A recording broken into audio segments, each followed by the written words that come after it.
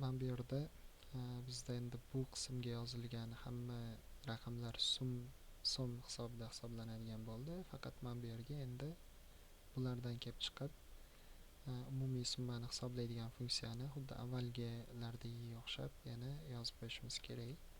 Funksiya yozib qo'yishimiz kerak, ya'ni hop.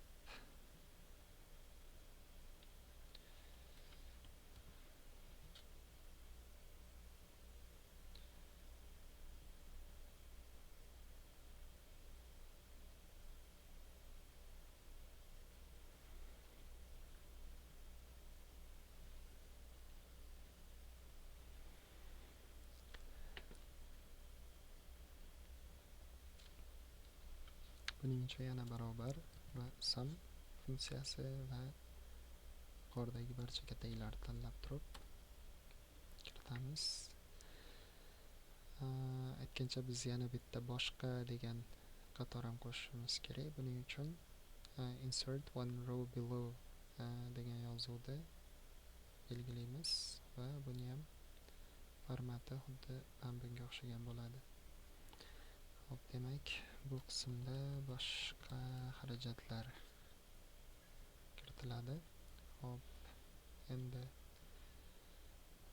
yozuvlar biroz tushunarli, chiroyli holatda turishi uchun tarzda stilni ozgina o'zgartiramiz.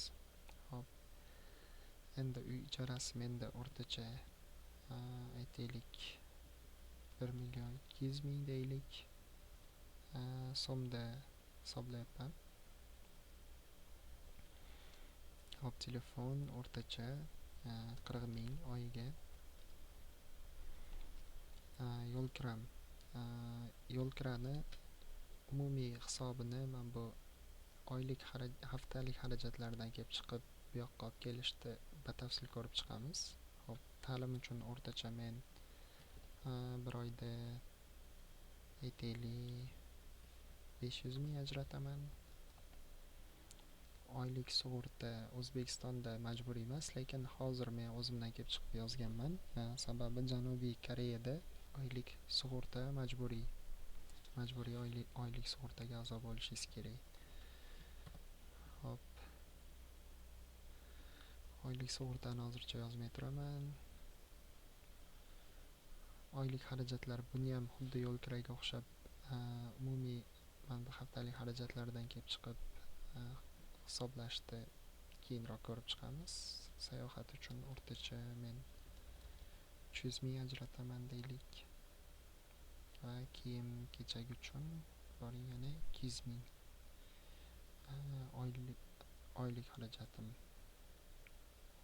Mashinam uchun 500 ming bo'lishi mumkin va boshqa